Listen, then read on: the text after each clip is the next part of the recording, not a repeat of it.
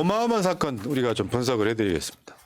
현재 국회의원의 입을 틀어막고 질질 끌어낸 윤석열 정권. 나 딱 그거 보면서요. 여러분들 무슨 생각했는지 몰라. 아 분노 이게 아니에요. 아 이 정권 망했구나. 진짜 겁을 많이 먹었구나. 저 사건이 얼마나 심각한지 저 장면도 중요하지만 그 이전의 절차를 생각하면 진짜 끔찍한 겁니다. 그냥 아무나 그러니까 내가 저 장소에 가고 싶다고 해서 아무나 갈 수 있는 그 장소가 아니라 대통령이 오는 장소잖아요. 그러면은 이미 신분 검사부터 그렇지. 신분 검증부터 그 몸수색까지 다 마치고 들어옵니다. 그러니까 소지품 검사까지 다 하고 들어오기 때문에 직접적으로 물리적인 위해가 될 수 있는 수단은 없다는 없다. 게 검증되어 있는 상태거든요. 그러면은 저 경호원들은 무슨 생각을 했겠습니까? 주먹으로 때릴 건가? 이런 상상을 했다는 거예요. 예. 그렇지 않으면 윤석열을 비롯한 비서진들이 미리 계획을 했겠죠. 지금 자, 상황이 이렇게 되면은 저렇게 대처를 하자. 그러니까 문제는 이제 어제 이야기는 대부분 다 아시니까. 근데 왜 저렇게 했냐 하니까 대통령실이 강성희 의원이 악수할 때 대통령의 손 놓지 않고 잡아당겼다. 경호상 유해 행위로 판단될 만한 상황이었다. 저거 거짓말입니다.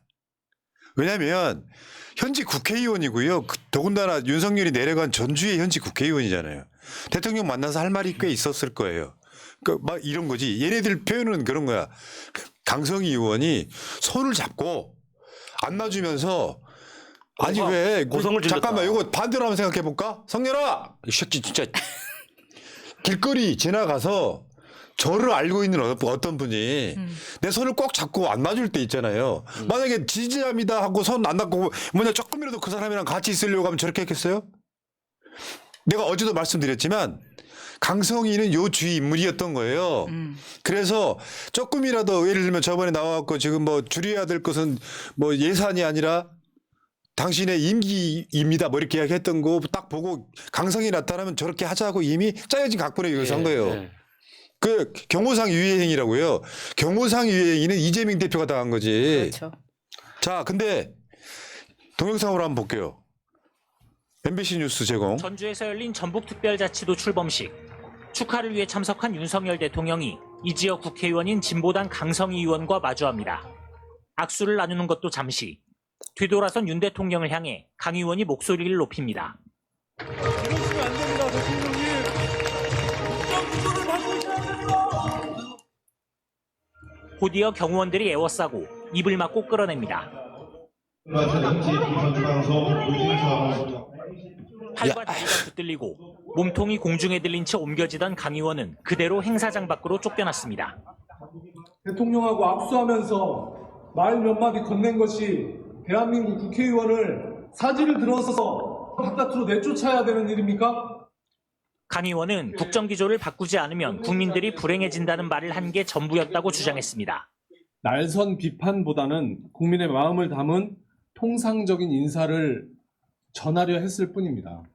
그런데 그 한마디가 그렇게 듣기 예. 거북했습니까? 자, 이거는 네, 어제 이거 보고 아까 제가 말씀드린 것처럼 망했다라고 생각한 건 그거예요. 2024년에 총선이 있죠. 근데 이 두 가지 장면이 지금 2024년을 수놓고 있어요. 이재명 대표 습격당하던 장면. 강성희 의원이 입을 막혀서 질질 끌려나가는 장면. 진짜 비교되죠. 그러니까 지금 대한민국이 놓여있는 현실의 상징적 두 가지 장면이 있어요. 네. 이게 있어. 윤석열이가 진짜 나이스한 인간이라면요. 저거 왜 저런 대응을 했을까요? 윤석열이가 기본적으로 대통령실에서 저런 분위기를 만들었다는 거지. 예. 말하자면 이런 거지. 강성희 의원이 국회에서 줄여야 할 것은 당신이 뭐 대통령 임기입니다 하면은 들어와 가지고 짜증 내는 거지. 뭐 저건 뭐냐, 저 새끼 뭐냐 이런 얘기를 했을 거라고. 그러니까 이게 과하게 내려가니까 그리고 아까 거짓말이라고 설명드린 게 MBC 보도에도 나오잖아요. 악수한 건 잠시. 근데 얘네들은 지금 악수를 너무 길게 해가지고 지금 그것 때문에 끌어냈다는 건데 악수 잠깐 하고 윤석열은 앞으로 지나가요? 근데 이제 경호원들의 동선을 자세히 관찰하면요. 강성희 의원이 악수는 뭐 길어봤자 3초가 안 넘어갑니다. 잠깐 악수 끝나고 악수를 강성희 의원이 손을 놓기도 전에 경호원들이 강성희 의원 팔을 붙잡고 그 대통령하고 분리시킵니다. 몸을 비집고 넣어가지고. 그러니까 당연히 윤석열은 계속 앞으로 직진하고 강성희 의원은 뒤에 쳐질 수밖에 없죠. 그러니까 강성희 의원이 답답해가지고 윤석열 뒤통수에다 대고 큰 소리를 친 거예요. 이미 그러니까, 분리된 상태였죠. 예, 분리된 상태에서 이야기를 시작했던 거예요. 근데 대통령실에서 왜 저렇게 거짓말을 하는지 그 이유는 본인들도 이게 너무 강경하게 오버해서 대처했다는 걸 알기 때문에 저런 거짓말을 하는 거 아닙니까? 그러니까 손을 놓으라고 경고를 했다라고까지 이야기하는데 이미 손을 놓았는데 경고를 했다고까지 거짓말을 하는 거예요. 그 상황이 여러분이 동영상을 여러 번 보시면 아시겠지만 그런 상황이 전혀 없어요. 그러니까 저렇게까지 거짓말 하는 데에는 본인들의 실책을 지금 알고 있기 때문이다라는 생각이 드는 그렇죠. 거죠. 그러니까 이게 국회의원이라고 하는 게 국민의 목소리를 전달하는 사람이잖아요. 불쾌할 수는 있지. 야, 내가 여기서 왕인데 감히 불쾌할 수는 있는데 대통령실은요, 또는 경호하는 사람들은 저 상황에서 자연스럽게 왜 그런 게 있어요. 원래 사람 심리가 나랑 야수님이랑 싸워요. 그럼 누가 말리면 목소리 더 커진다고. 그럼 그 상황을 자연스럽게 분리하면 되는데 저렇게 윤석열 기분에 맞춰서 과잉대응을 하니까 역사적인 장면이 하나 나온 거예요. 예. 나중에 윤석열이 탄핵되거나 감옥 갈 때 저 장면은 계속 나올 거예요. 맞아요. 그냥 놔뒀으면 그냥 묻혔을 수도 있는 사건인 거예요. 그러니까 진짜 심각한 문제는 윤석열 그 자신이죠. 그러니까 저런 사태가 벌어졌을 때 그렇지. 대통령이 직접 나서서 제지를 해야 됩니다. 놔둬라. 무슨 말씀하는지 들어보자. 어. 이렇게 해야 되는 거죠. 아니 그리고 강 의원이 뭐 이렇게 크게 그러니까 자극적인 이야기를 한 게 아니잖아요. 뭐 김건희 디올백 이야기를 한 게 아닙니다. 그냥 국정 기조를 바꿔주십시오라고 이야기를 한 것도 못 받아들여요. 그러니까 옆에서 좌파입니다. 이렇게 말을 하는 거랑 똑같이 그렇죠, 대통령의 그렇지. 반응을 그렇게 보였다는 게 그러니까 문제라는 대가리가 거죠. 그것밖에 안 되는 거 유행이라는 것도 그래요. 야, 현직 국회의원이 대통령한테 무슨 유행을 하겠냐? 김재규처럼 하겠냐? 그러니까 단적으로 문재인 대통령이 그 재임 중에 그 아마 저는 그 천안함 그 추념식이라고 기억하는데 그러니까 분향하러 이제 문재인 대통령이 올라갔을 때 그 희생자 어머니 되시는 분이 갑자기 튀어 올라와가지고 문재인 대통령을 붙잡는단 말이죠. 그때 경호원이 다 달려 나오다가 문재인 대통령이 제지합니다. 가만두시라고. 그래가지고 어머니 하시는 말씀 듣고 분양을 계속 하거든요. 그게 사실 지도자다운 모습이죠. 그러니까 이건 확실하게 대통령실 내부의 분위기가 이런 거예요. 윤석열 짜증 내면 밑에 있는 애들이 더 과감하게 하고. 근데 여기 또 나름 논란이 있었죠. 경호처장이 현재 국회의원 폭행하는 장면도 한번 보겠습니다. 저 뒤에 보면 저 계속 저게 반복되는 건데요. 이제 대통령실에 이제 자기들 변명은 어깨를 때렸다. 이런 거고 강성희 의원은 폭행이 당했다는 이야기를 안 하잖아요. 이유는 뭐냐면은 그 상황에 제지가 되는 상황에서는 내가 폭행이 당한지 모르는 상황이 되는 거예요. 말리는 느낌으로. 근데 정말 궁금하지 않습니까? 저 상황에서 저런 폭행이 왜 필요합니까? 그러니까 왜 필요하냐? 왜냐하면 대통령 이미 앞으로 빠져 있고 네. 강성희 의원은 제압을 당한 상태에서 경호처장이 오바해서 저렇게 덤빌 일입니까? 예. 너무 이상한 거예요. 그리고 저건 그런 것도 있어요. 저기 나온 저 시민들 중에 상당수는 국민의힘 지지자들이에요. 분위기가. 현실은 예. 그런 가능성이 되게 높은 상황에서 그러니까 대한민국이 지금 이거 기분 나쁘다가 아니라 윤석열 망한 상징적인 사건이라고요. 민주주의 국가잖아 지금. 민주주의 국가에서 뭐 어떤 물리적 폭력을 가한 것도 아니고 대통령한테 쉽게 표현하면 상소문 직접 올린 거잖아요. 코앞에서. 그거 너 치워버려 하고 경호처장이라는 놈이 저런 식으로 주먹까지 휘두르는 상황 다 됐다고 생각해봐요. 정말 어이가 없는 장면. 그러니까 윤석열이 이쪽으로 왔다가 다시 돌아가는데 이 시점에서 그냥 턴해가지고 다시 돌아가고 내려가는데 그 상황에서 윤석열 강성희 의원이 질질 끌려갑니다. 네, 그때 그러니까- 강성희 의원한테 사지 들어라고 네. 하면서 끌고 나갔다고 그러니까 하죠. 대통령실 전체 조직 전체가 얼마나 경직돼 있고 공포심에 둘러싸여 있는지 단적으로 보여주는 네. 장면 같아요. 그러니까 이건 윤석열 망하는 장면이에요. 망해가는 장면이라고. 자기가 자신 있으면 그 국회의원한테 알겠습니다.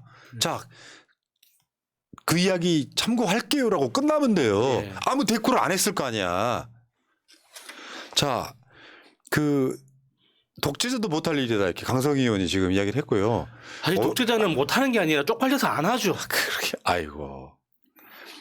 어떤 국가 지도자가 저런 그 탄원을 갖다가 저런 식으로 폭력적으로 대합니까? 그러니까 우리가 기억을 해보면 중국이나 북한에서도 비슷한 일이 일어나지만 사람들이 보는 앞에서는 저렇게 하지 않아요. 노골적으로. 근데 이런 짓을 했다는 것은 망해가는구나 이런 생각이 들 거고요. 조금 더 면밀히 분석을 하면은 저기가 전라북도잖아요. 윤석열 쩔어 있는 거예요. 왜? 저 윤석열이 서문시장 가면 마음 편하다 그랬잖아요. 전라북도는 마음 불편한 거예요. 그게 쩔어 있는 거야. 아, 그 잼보리에 대한 안 좋은 기억 때문에 그런가? 어우 쫄부 씨. 그러니까 어제 제가 말씀드렸지만 민주당이 적극적으로 여기에 대해서 진보당을 도와야 돼요. 고립시키면 안 돼요. 사실 이거는 국회 전체가 항의를 해야 되는 거예요. 그렇죠. 이거 진짜 말도 안 되는 일이거든요. 참 진짜 이 사건 보면서 한 5번째 말씀드리는 것 같은데 윤석열 망했구나의 상징적 장면이 저게. 그러니까 법률적으로는 대통령 한 사람과 국회의원 한 사람은 동등한 지위에 있는 거예요. 헌법적으로는 그냥 하나의 개별 기관이지 않습니까? 저런 식으로 대우하는 거는 말도 안 되는 거죠. 예. 그리고 어떻게 보면은 지방 지금 부산 헬기 탄 것 때문에 저렇게 난리 치는데 이거는 전북 전주에 대한 비하 아닙니까? 국회의원을 그럴 수 있죠. 그 자리에 국회의원을 저런 식으로 하대를 했다고 한다는 것은 그 지역의 주민들에 대한 하대와도 마찬가지인 거죠. 그러니까 경호처의 실수는 윤석열의 뜻에 가깝고 그게 밑으로 내려가면 훨씬 커지잖아요. 그렇죠. 기침만 하면 저 밑으로 쭉 내려가면 폐렴 걸린다잖아요. 그런 식으로 되는 게 저런 구조라고 보고 그래서 그 SNS 회자가 많이 됐던 장면들이 있죠. 맞습니다. 중국에서 일어난 일. 네. 저 때도 저 사람을 빼갈 때 굉장히 시진핑이 눈도 안 마주치지만 이미 다 계획이 되어 있기 때문에 조용히 빼나가거든요. 그다음에 북한.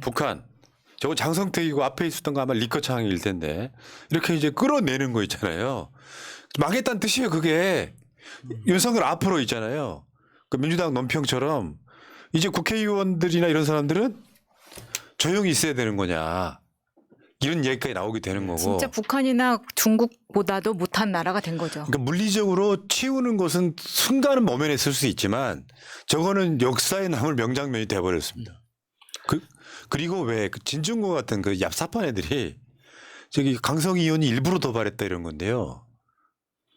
저는 일부러 도발했다고 할지라도 나쁠 게 없다고 생각해요. 그런 장면은.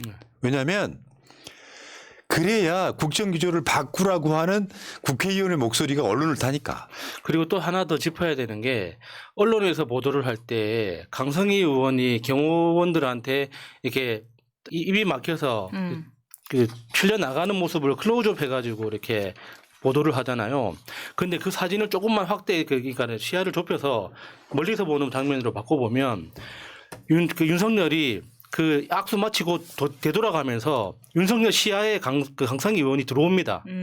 그러니까 그 윤석열의 시야에 강성희 의원이 오른쪽에 배치되어 있는 그 그림이 정확하게 나오거든요. 근데 그 중에서 윤석열은 잘라내고 강성희 의원만 포착해가지고 그 사건을 자극적으로 보도를 하고 있는 거예요. 그게 무슨 뜻이냐면 윤석열은 분명히 강성희 의원이 그런 식으로 취급받고 있는 걸 봤다는 거예요. 거기다가 입막음 당하는 순간 강성희 의원이 소리를 지르기 시작했지 않습니까? 그러면 사람은 본능적으로라도 그걸 보게 됩니다. 그렇죠. 그 장면을. 근데 윤석열은 그 모든 장면을 보고서도 못 본 척했다는 거죠. 그러니까 그 사진을 조금만 더 멀리서 찍은 컷으로 바꾸면 윤석열의 책임이 더 크게 부각되거든요.